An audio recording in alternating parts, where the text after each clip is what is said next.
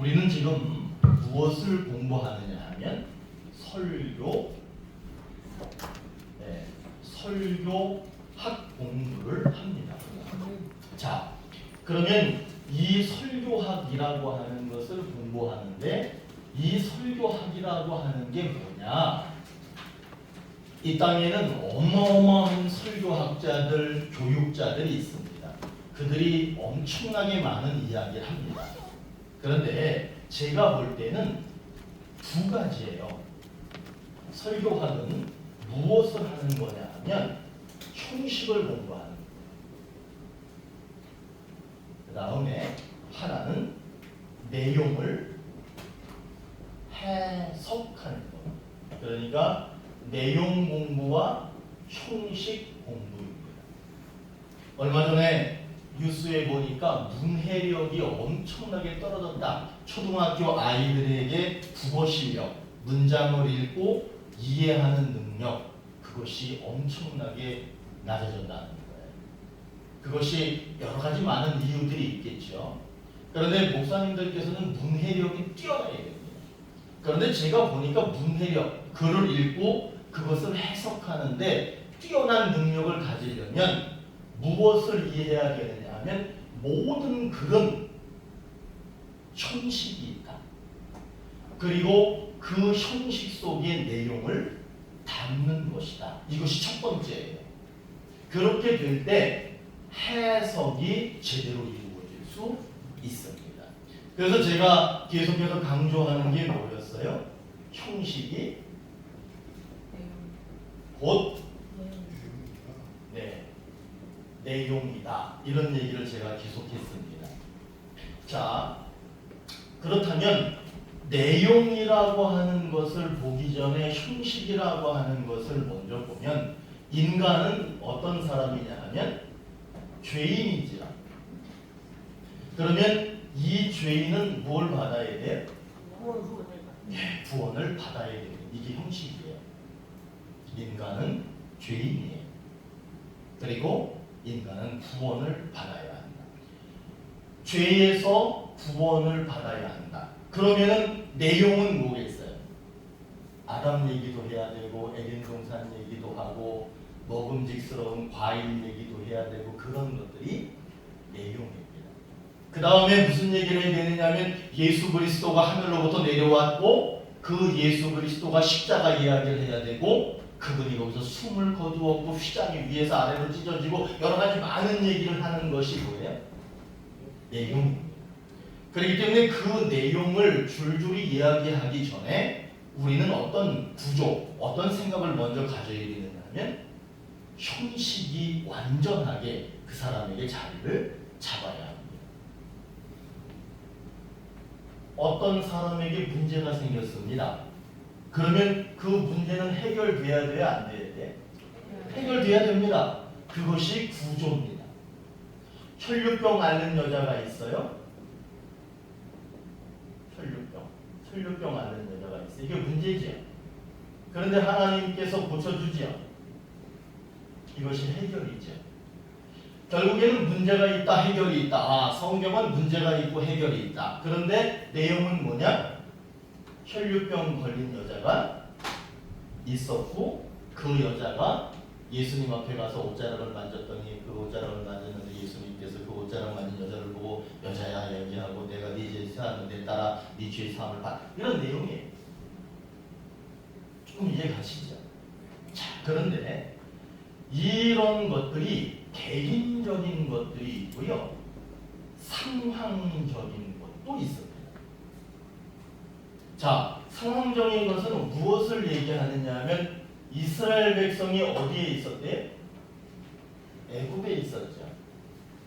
그런데 이 사람들이 광야를 거쳐가지고 가나안 땅으로 가지요.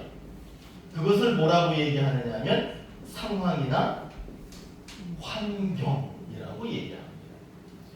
그렇기 때문에 목사님들이 어떤 내용을 이야기하기 전에 사실 더 중요한 것이 뭐냐면 형식,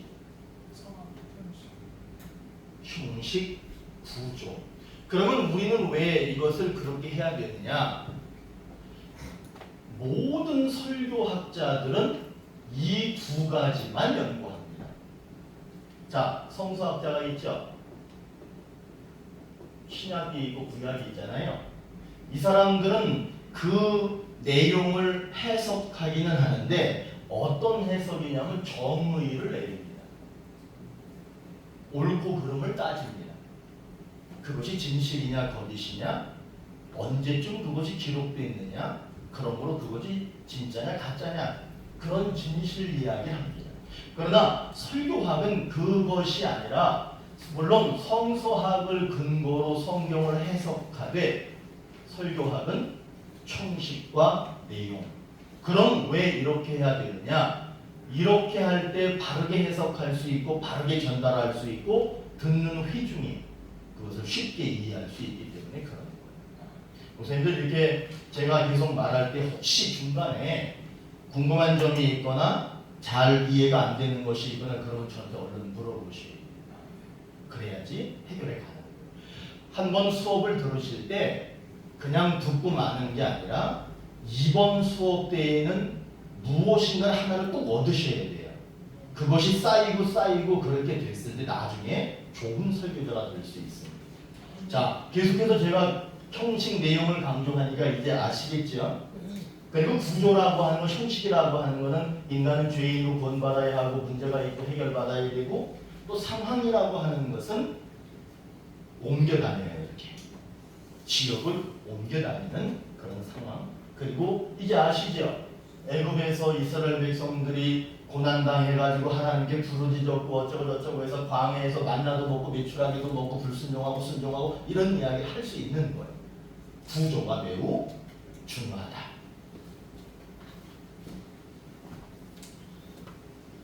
지난주에 제가 구원과 구원론에 관한 이야기 한 거 기억나세요? 지난주에 제가 구원이라는 게 있고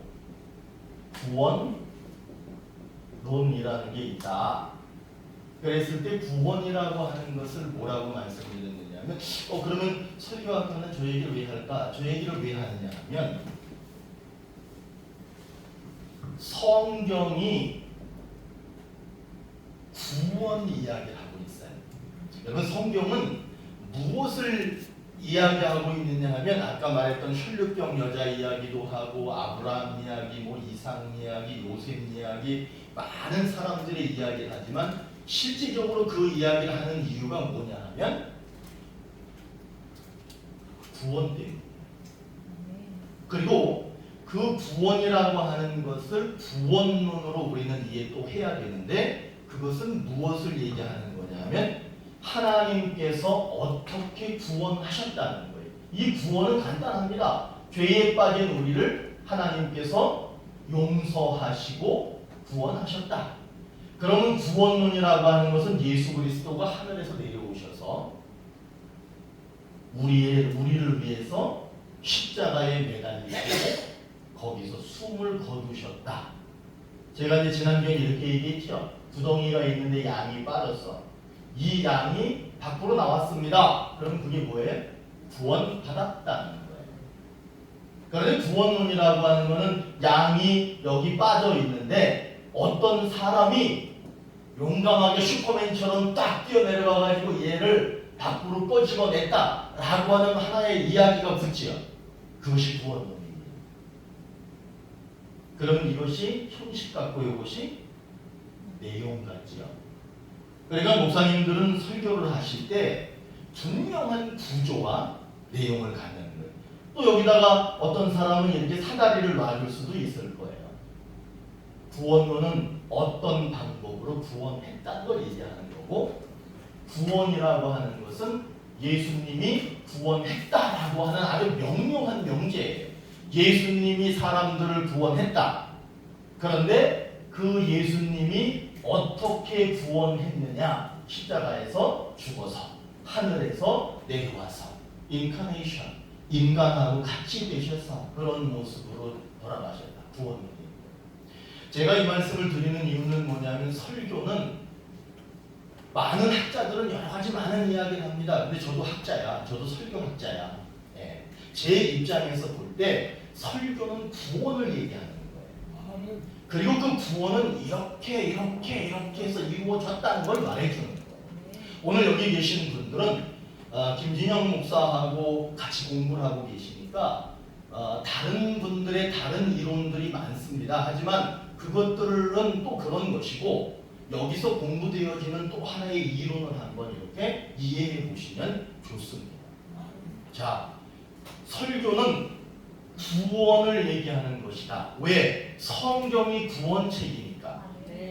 그리고 내용은 구원론이다. 그 구원이 어떻게 어떤 사람을 통해서 어떤 과정을 통해서 어떻게 이루어졌다. 그것을 말하는 게 사실 설교예요. 자, 이제 여기까지만 서론하고 오늘 말씀을 한번 읽어볼게요. 오늘 제가 실라버스 나눠드렸죠? 예. 제가 보니까 어떤 수업 계획이 없이 그냥 가면 안 될 것 같아요. 그래서 제가 학교에서는 다 저렇게 실라버스 만들어가지고 학생들하고 다 얘기 나누고 하는 거니까. 오늘이 9월 7일이죠? 9월 9일이에요? 7일이 주일이었구나. 저는 주일만 기억해요.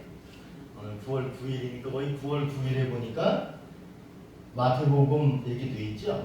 네, 한여리 설교 그리고 방법론과 설교 작성하기. 그래서 마태복음인데 그 마태복음 책은 지난주에 제가 보여드린 대로 마태복음 연구라고 하는 책의 제 5과를 하겠습니다. 5과는 마태복음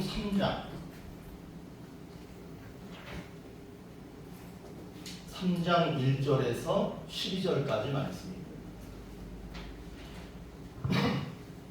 제가 서론에서 말씀드린 것들을 기억하시면서 성경을 보시는 거예요. 자, 내용이 많으니까 우리 빨리 한번 읽어볼게요. 성경책 찾으셔야 됩니다. 마태복음 3장 1절에서 12절.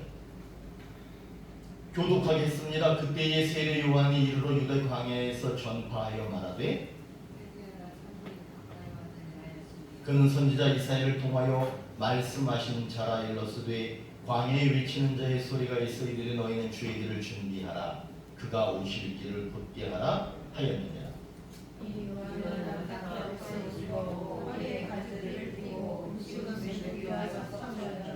이제 예루살렘과 온 유대와 요단강 사방에서 다 그에게 나와 자기들의 죄를 자복하고 요단강에서 그에게 세례를 받더니 요한이 많은 바리새인들과 사두개인들이 세례 베푸는 데로 오는 것을 보고 이르되 독사의 자식들아 누가 너희를 가르쳐 임박한 진노를 피하라 하더냐. 속으로 아브라함이 우리 조상이라고 생각하지 말라. 내가 너희에게 이르노니 하나님이 능히 이 돌들로도 아브라함의 자손이 되게 하시리라.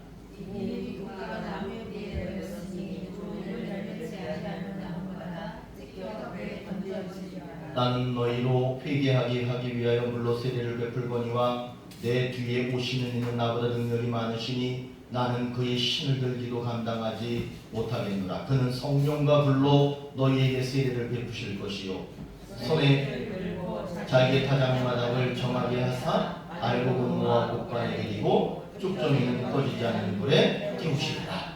같이 읽으셨어요? 읽으셨는데 이게 무슨 얘기냐는 거예요. 여기에는 너무나 많은 이야기가 들어있어요. 너무나 많은 이야기가 들어있기 때문에 이 내용을 이 설교로 한다 그러면 대부분이 1절 그때의 세례 요한이 이르러 유대 광야에 전파하여 가라. 세례 요한이 광야에서 하나님의 말씀을 전파하셨습니다. 이렇게 하게 되는 거야. 근데 그렇게 하면 안 된다. 그러면 이 많은 내용을 오늘 제가 일부러 많은 내용을 가져온 거예요. 이제 아실 것은 성경의 본문을 정할 때 숫자 사이에 동그라미 그건 이해하셨죠? 그만큼이야 이게. 그러면 이것은 하나의 사건인 거예요. 그러면 여기서 말하고 싶은 게 무엇일까? 구원이겠죠. 구원하는 방법이겠죠. 이제 그거는 아주 귀에 딱지가 앉으셔야 돼. 오늘 읽었습니다. 그 내용이 무슨 내용이냐면 구원입니다. 그리고 구원하는 방법입니다.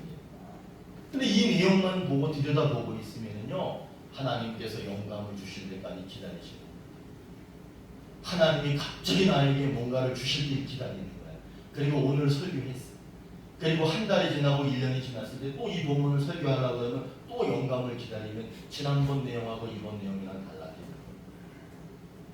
그렇게 하면 안 돼요. 자, 보십시오. 이 내용을 제대로 보기 위해서는 형식을 여기다 쓰셔야 돼요. 근데 형식이 첫 번째가 뭐였습니까? 에? 문제. 그렇죠. 그 다음에 약속. 그 다음에 가르침. 그 다음에 회개.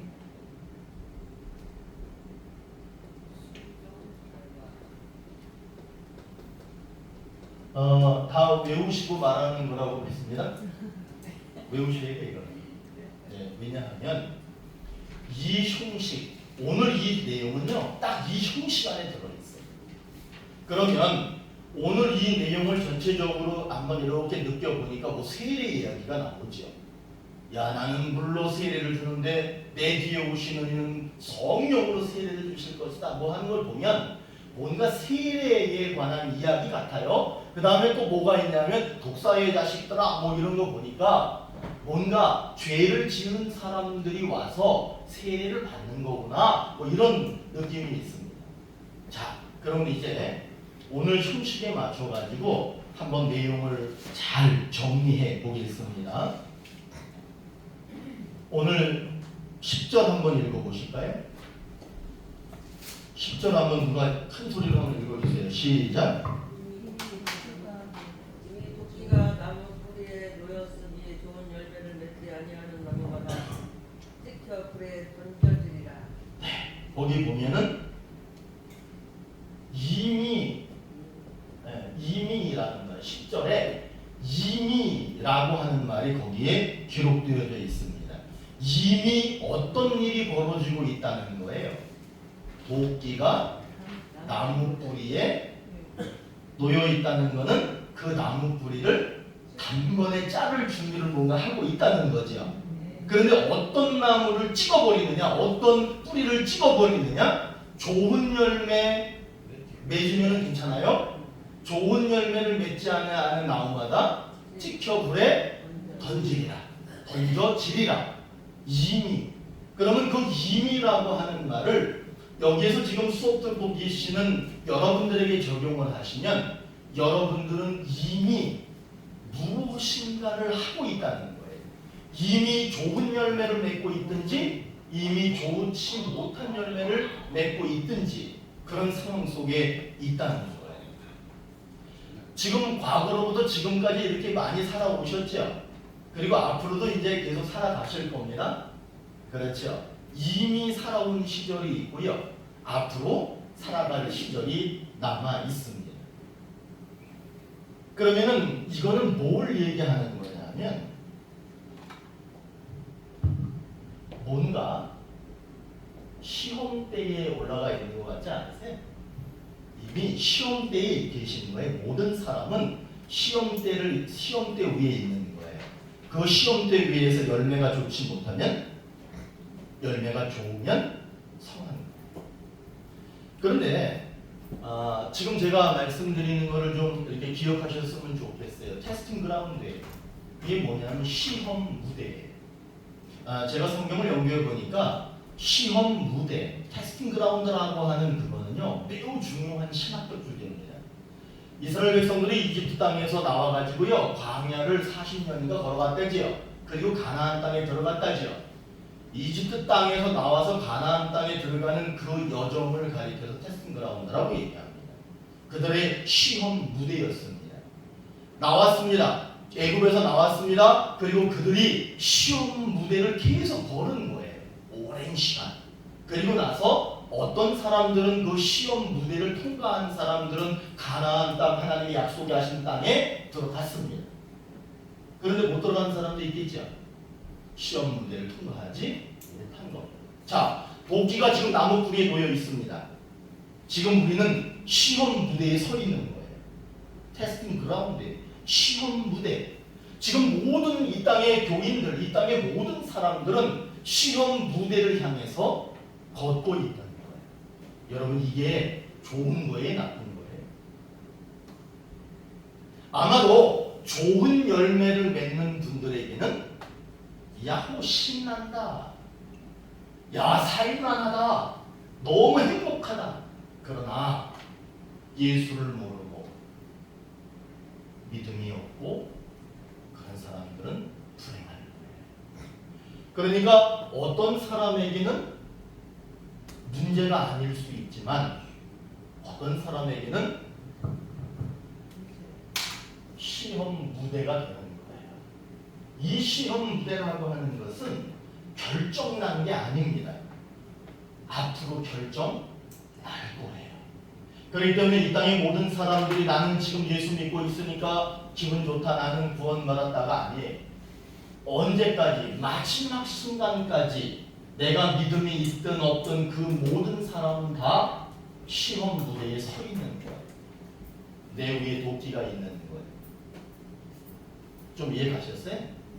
그러니까 여기 교인들이 앉아서 예배를 드릴 때 그 사람들 중에는요, 아유 나는 아직 부족한데 하는 사람이 있고요, 나는 믿으니까 구원받았다 라고 하는 사람도 있을 거예요. 그러나 그것이 아니에요. 오늘 나가지고 내일 달라지는 거예요. 그러니까 그 모든 사람들은 지금도 다 시험 무대에 이렇게 서 있는 거예요. 아직 결정난 게 아니라는 거예요. 여기 계신 모든 분들은 다 하나님 나라 백성이시죠? 다 천국 확신하시죠? 저도 확신합니다. 여기 계신 분은 다 천국 백성인 걸 확신합니다. 그건 절대로 변하면 안 됩니다. 그러나 문제는 뭐냐 하면 아직 그 안에 완전하게 들어가지 않은 거예요. 모든 사람은 그 무대 위를 걷고 있는 우리들.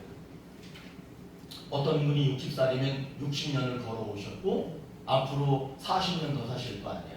40년을 가셔야 돼요. 자, 이 시험 무대를 걷고 있는 것이 우리들이 안고 있는 문제입니다. 자, 그런데 이걸 아셔야 돼요. 성경은 아까 무엇을 위한 책이라고 그랬어요? 구원에 관한 책이에요. 이 시험 무대에 올라와 있는 사람들이 그렇다면 두렵고 떨림으로 나 어떻게 살아야 되냐 그렇게 걱정할 필요가 없다. 왜 없느냐? 하나님께서는 뭘 하시기 때문에 구원하실 거예요. 여러분 우리의 힘으로는 안 돼요. 하나님이 하시는 거예요. 그럼 제가 이제 조금 딴 얘기 하나 좀 더 할게요. 자,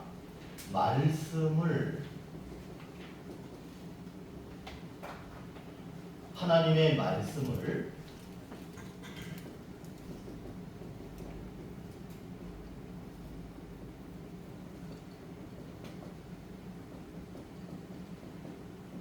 뭐라고 썼어요? 하나님의 말씀을 약속으로 받으면 복음이야. 그런데 하나님의 말씀을 명령으로 받으면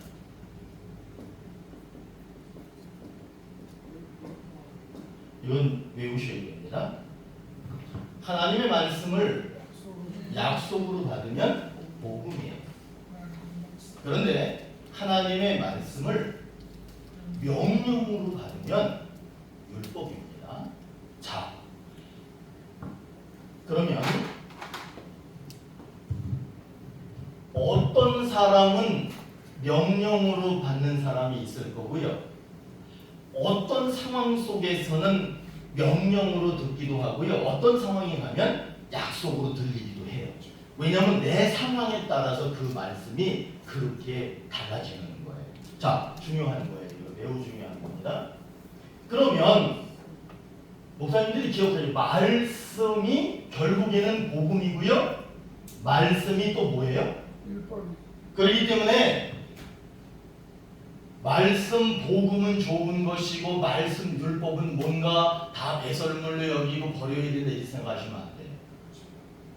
그러면은 이 율법이라고 하는 걸 어떻게 이해해야 될까? 여기까지는 좋아. 복음 그런데 뭔가 율법은 약간 거부감이 있지 않으세요? 율법적으로 살면 안 돼. 율법적으로 설교하면 안 돼. 율법을 강요하면 안 돼. 왜냐? 복음하고 좀 반대로 가는 것 같잖아요. 그런데 오늘 이 시간에는 우리는 이제 분명히 알았어. 그것을 어떻게 받느냐에 따라서 이것이 달라질 수 있다는 거예요. 그런데 더 중요한 거는 말씀은 복음이면서 율법이라는 거예요. 근데 율법을 폐했다 이런 말 있어요, 없어요? 그거 어떻게 좀 해결 좀 해보세요. 율법은 폐했어. 율법은 다 버렸다는 거예요. 그걸 어떻게 해결해야 되느냐는 거예요. 그렇죠. 예수님이 다 십자가에서 도말하셨고 다시는 정죄하지 않고, 그러니까 율법은 없는 것 같죠. 그러니까 목사님 말씀 잘하셨어요. 자, 그런데 율법은요 두 가지예요. 하나는 이렇게 되는 거예요. 그리고 이것을 구분하지 않기 때문에 설교할 때 설교자들이 율법을 얘기해야 되는데 뭔가 율법을 얘기하면은, 말씀드릴게요. 제의법, 제사법이에요. 이거는 도덕법이에요. 율법은 제의법과 도덕법 두 가지로 되어져 있습니다. 제의법이라고 하는 것은 과거에는 예수님이 십자가에 돌아가시기 전에는 사람이 죄를 지으면은 다른 애가 피를 흘려야 되죠. 그건 없어졌다는 거야. 그 얘기를 하는 거야. 그거는 없어진 거예요. 그런데 10계명의 제5계명이 뭐예요? 엄마를 사랑하라, 아빠를 사랑하라 이거 아니에요? 내 부모를, 이거는 없어진 거 아니에요. 그러니까 여기서 말하는 말씀이 율법이라고 하는 말은 도덕법을 얘기하는 거예요. 만일에 교회 안에 도덕이 없다면 교회가 엉망진창이 되겠죠. 그러나 무엇은 없느냐? 양을 잡고 짐승을 잡고 가축을 잡아서 피 흘리는 것은 더 이상 할 필요가 없다. 그래서 율법이 폐해졌다, 율법이 없어졌다, 율법은 더 이상 지키지 않아도 된다라고 하는 것은 뭘 얘기하는 거예요? 제사법. 남아있는 것은 도덕법. 내 이웃을 내 몸과 같이 사랑하라. 그거 남아있는 거예요. 그러니까 말씀은 두 가지를 포함하고 있다. 무엇을? 복음과 율법을. 자, 그럼 제가 이 말씀을 왜 드리냐 하면, 그렇다면 시험 무대를 살고 있는 그 사람이 하나님으로부터 약속을 받을 거예요. 그런데 그 약속이 무엇으로 오느냐 하면 말씀으로 올 거예요. 그러면 우리는 그 말씀을 약속으로 하나 받고 또 무엇으로 하나 받을 수 있어요? 명령으로도 받아야 되는 거예요. 설교를 잘할 수 있도록 설교에 대한 이야기만 이렇게 가르쳐주지 왜 이런 얘기하냐. 베이스가 탄탄하지 않으면 안 돼요. 성경 해석할 때만 달라져요. 그렇기 때문에 지금 이거 왜 하느냐. 어떤 본문을 만나든 틀림없이 해석할 수 있는 방법을 지금 하고 있는 거예요. 자, 말씀은 이제 약속으로 한번 받을 거예요. 말씀은 명령으로 받을 거예요. 이 가르침은 하나님이 우리에게 이렇게 해야 된다라는 가르침이에요. 명령이. 한번 볼까요? 12절 한번 읽어보겠습니다. 12절 다 같이 시작.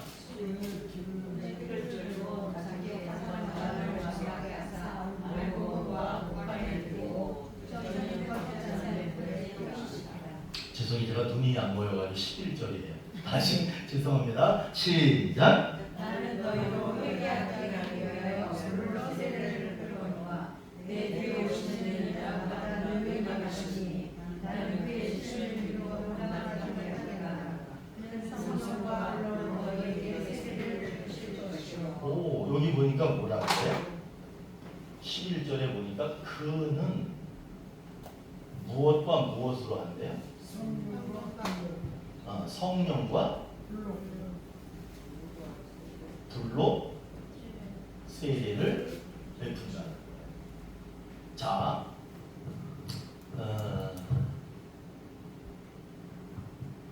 목사님들 성령론 성령론. 사실은 저는 요즘에 제가 엄청나게 피곤해졌어요. 왜 피곤해졌냐면 저는 원래 안 돌아다니거든요. 거의 그냥 교회에 있거나 집에 있으면 그냥 책상에 계속 앉아 있는데 요즘에는 하나님이 다니게 다니는데 아마도 그 책상에 오래 앉아 있던 시간을 하나님께서 이제는 좀 다니라고 그러시는 것 같아요. 그런 목사님들이 제가 늘 목사님들한테 또 학생들에게 말하는 게 앉아 있는 거예요. 그리고 얼마 뒤에 하나님이 일어나라 그러면 그때 일어나시고. 자, 성령론에 대한 이야기를 아마 아실 거예요. 그런데 성령이라는 이야기를 할 때 항상 붙는 그 뒤에 수식어가 있는데 그것이 뭐냐면 임재 또는 합일 또는 하나 됐다 뭐 이런 얘기를 합니다. 성령은요 하나가 되지 않으면 그분이 내 안에 임재하지 않으면 의미가 없는 거예요. 야, 어떤 사람이 기적을 베풀더라, 막 신의 은사가 있더라. 그가 입을 열어 하나님의 말씀을 증언할 때 정말 불같은 말씀이 전해지더라. 그 남이 얘기할 필요 없어요. 성령은 내 안에 임재하셔야 돼요. 자, 그러면 하나님의 성령이 왜 내 안에 임재해야 되느냐? 왜 임재해야 되느냐? 제가 말로 할게요. 내 힘으로 사는 것이 아니라 하나님의 힘으로 살게 하려고.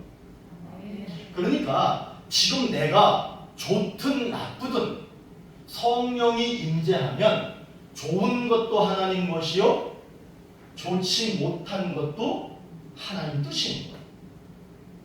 그 다음에 또 하나, 하나님께서는 우리에게 뭐라고 말씀하시느냐면 내 이웃을 내 몸과 같이 사랑하라 그래요.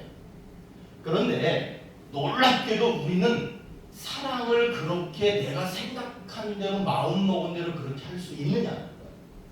그렇게 되지 않습니다. 그럴 때 임재하고 계신 성령께서 그 사람을 도우시는 거예요.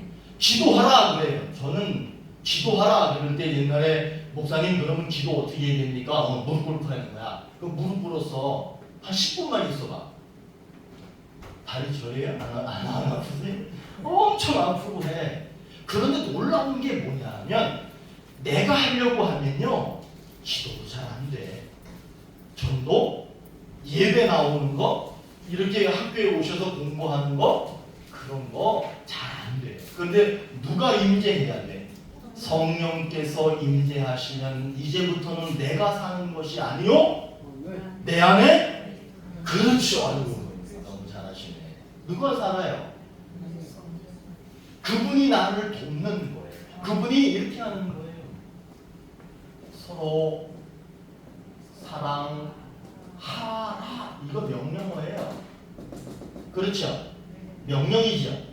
그런데 여기에는 보이지 않는 말이 하나 있어. 그게 뭐냐면 내가 사랑할 수 있도록 도울게. 요거는 보이지 않는 하나님의 복음이야. 여기 명령이죠. 서로 사랑하라.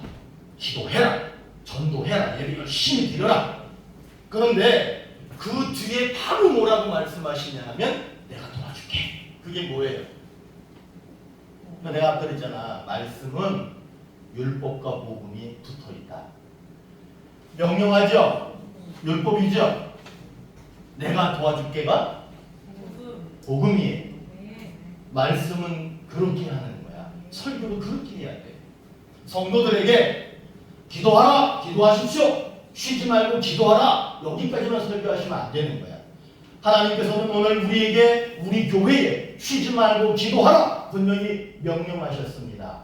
그리고 바로 이어서 뭐라고 말씀하시는지 아십니까?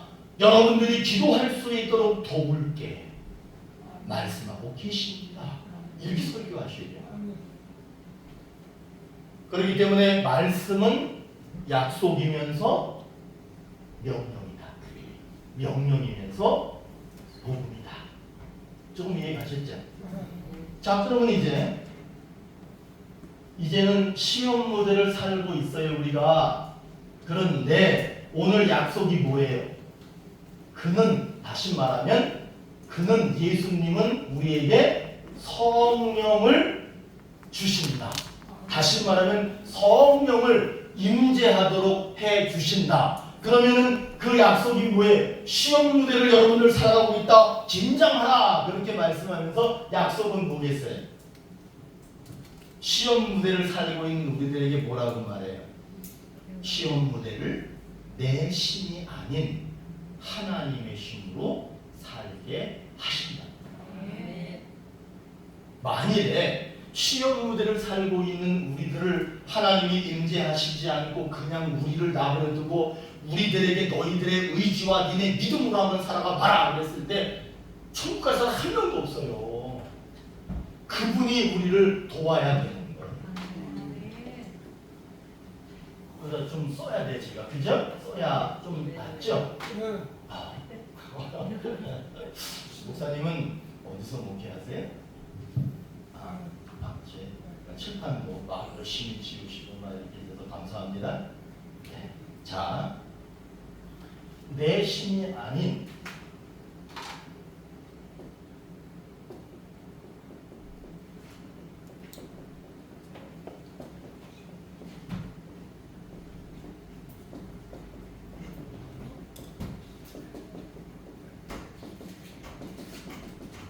자, 그러면 이제 우리는 알았어요. 시험 무대에서 승리할 수 있습니다. 시험 무대가 아무리 어렵고 혹독하고 무서워도요, 우리는 이겨낼 수 있습니다. 왜 어떻게 이겨낼 수 있어요? 내가 아니라 하나님이 주시는 힘으로 되기 때문에. 이건 엄청나게 중요한 거예요. 그리고 목사님들 이런 거는요,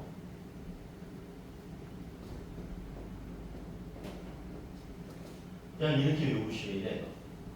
율법과 복음 이런 거는 그냥 머릿속에 탁 놓고 계시면 돼요. 율법과 복음은 어떤 것이다?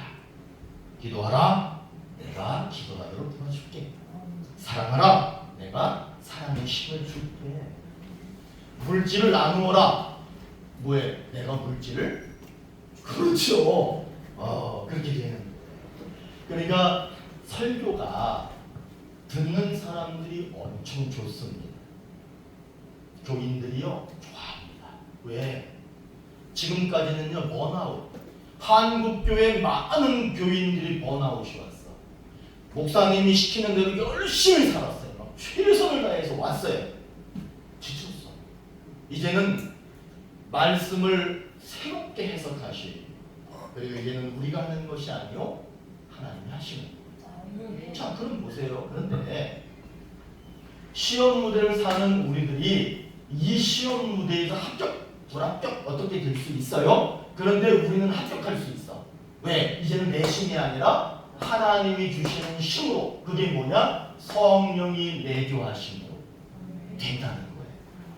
그러면 여기서 끝나느냐? 그렇지 않아요.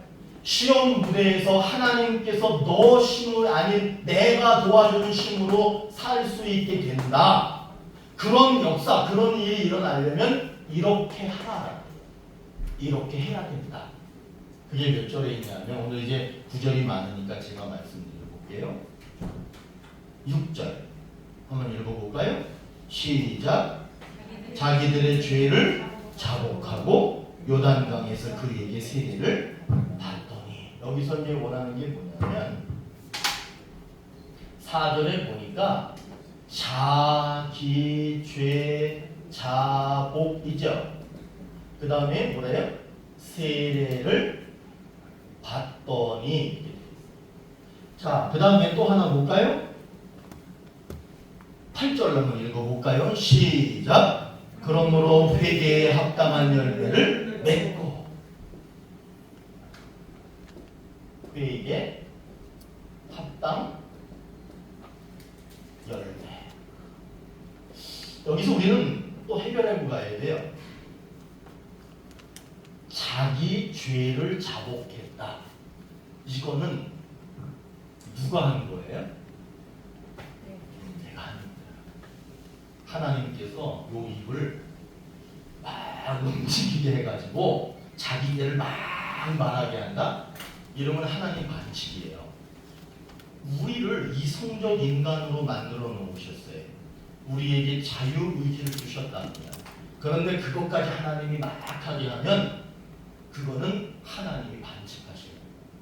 그렇기 때문에 우리는 하나님께서 여기까지 해주시는 것만도 대단한 거 아니에요? 하나님이 우리가 뭔가 하려고 마음 먹으면 그 말씀대로 한번 해보려고 하면 그분이 내 안에 들어오셔서 나를 그렇게 할 수 있도록 하신다는데 그것만으로도 얼마나 감사합니까?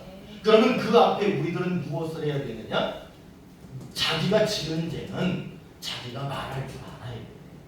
그 다음에 세례를 받더니 라고 하는 말은 무슨 세례론이라는 게 또 있어. 이 세례의 다른 말은 뭐냐 하면 세례는 회개야. 다시 말하면 자기 죄를 자복했다가 회개죠. 세례는 회개라는 의미가 있습니다. 그런데 이 세례라는 의미가 자기 죄를 회개했다라고 하는 건데 그 자기 죄를 회개했다라고 하는 그 회개는 뭐냐면 인간적으로 그렇게 지은 죄를 얘기하는 거예요. 그런데 이 성령께서 임재하셔서 그 사람이 회개하기 시작하잖아요. 그거는 또 다른 회개가 되는 거예요.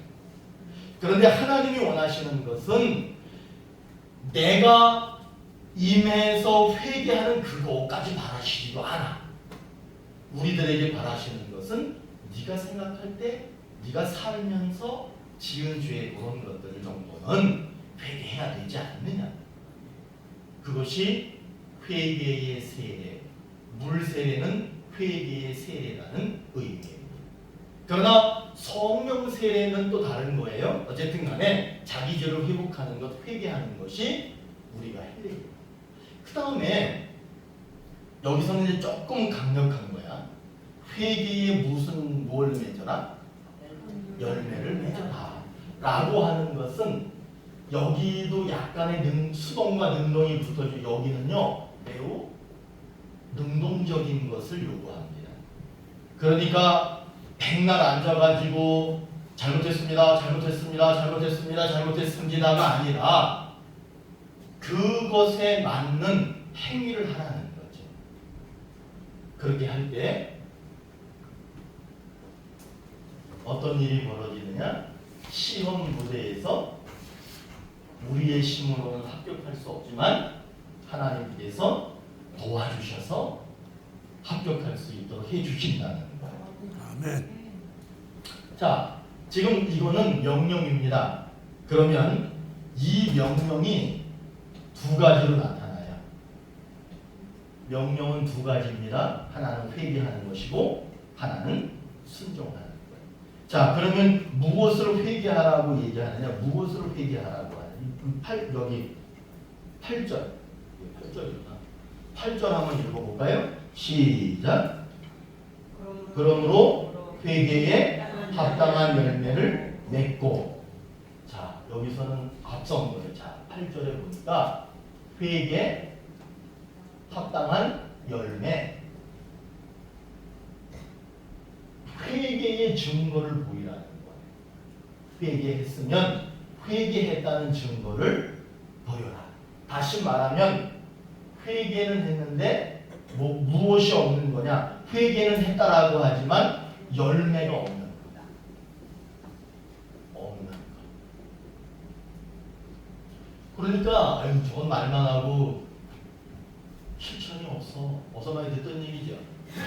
저들의 말은 본받되 저들의 말은 잘 듣되 저들의 하는 행위는 본받지 말라. 그게 누구예요? 예수님을 늘 적대시하고 예수님을 반대했던 바리새인들을 얘기합니다. 여러분 우리들도요 잘못하면은요 교회 안에 많은 성도들도요 바리새인 되는 거예요. 회개했다고 해요. 그러나 거기에 맞는 삶이 뒷받침되지 않으면 바리새인인 거예요. 바리새인은 예수님께서 절대 인정하지 않으셨습니다.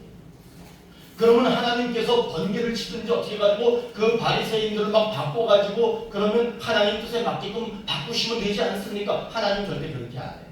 왜냐? 성경에 보니까 우리들이 해야 할 것을 분명히 가르쳐주고 있기 때문에.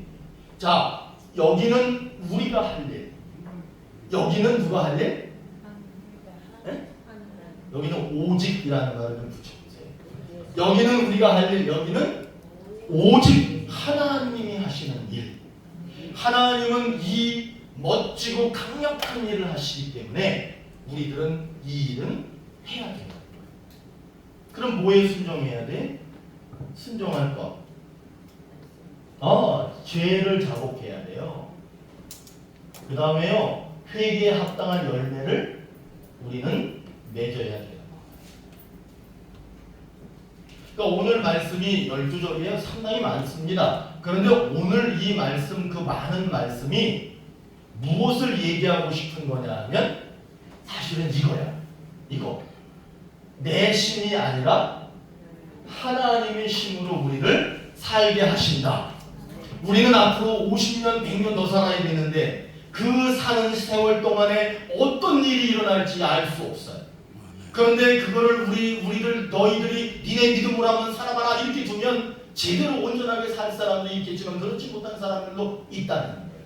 그것을 알고 계신 하나님께서는 남은 너희들의 인생을, 남은 시험 무대를 너희들만 내버려 두지 않고 너희들의 힘으로 살게 하지 않고 내가 도와주는 힘으로 살게 할 것이다.